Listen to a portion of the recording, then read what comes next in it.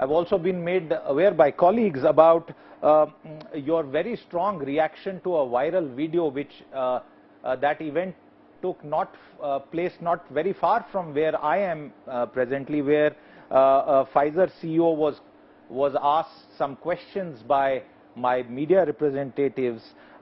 What's your view on this? Because there was in the past an issue around what Pfizer wanted to do to supply its medicines, its vaccine to India. Yeah, I think my tweet was really meant to remind my fellow citizens about the difficult times of 2020 and how some people were, their conduct needs to be remembered, and in a sense we should remind ourselves of that.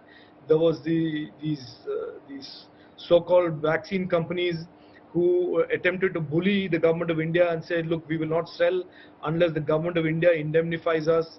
And I think they miscalculated by trying to coerce or threaten Prime Minister Narendra Modi's government, and he has not been coerced or threatened by worse actors than the vaccine companies.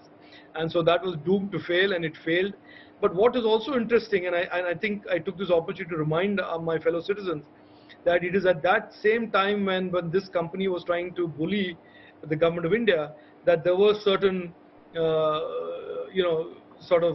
people in the opposition who consider themselves leaders, who were waxing eloquent about, at that time, exactly that time, about how India was putting people at risk by not buying vaccines from these foreign companies. So I think, people tend to have short memories in politics.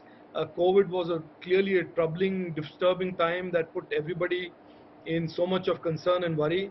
But as we come out of it and as we move forward, it is important to remind ourselves about what people said during COVID, what people proposed during COVID, who said what, who did all the heavy lifting and hard work in protecting our people, and who sat around and tweeted irresponsibly, and which companies tried to exploit the disease and exploit the countries that they thought were vulnerable. So I think that tweet was meant to just remind everybody that these things did happen, and we should not forget that. Mr. Chandrasekhar, as the Congress has been accused of hypocrisy by you, Jairam Ramesh has responded to this and has held a press conference where he basically says, and this is his tweet, mind the language, viewers, this is total bullshit, Mr. Minister. Let not your ambition to climb the greasy pole make you more of a liar than you are.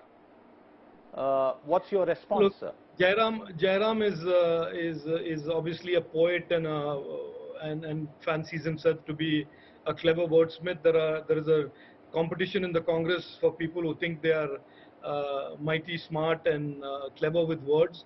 But Jairam and Chidamabaram and Rahul Gandhi's role during the COVID pandemic is known. And if he has amnesia, I'm more than happy to constantly remind him, place it in front of him so that he reads his own tweets, his own statements about vaccines, and the challenges and the questions and the aspersions that they cast on Prime Minister Narendra Modi's efforts at that time. And certainly I'm willing to even enter into a discussion with him about all of the economic proposals that the so-called intellectual giants of the Congress proposed during 2020, including saying we should be more like the US and we should do this and we should do that.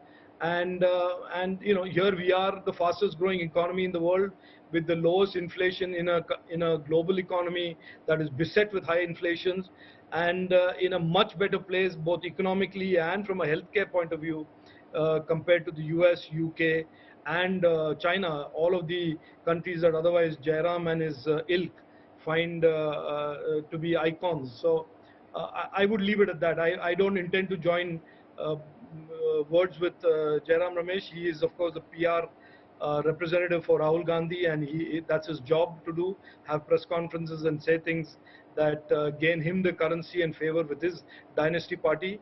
Our party does not work that way. Our government works on work and merit, and so I leave it at that.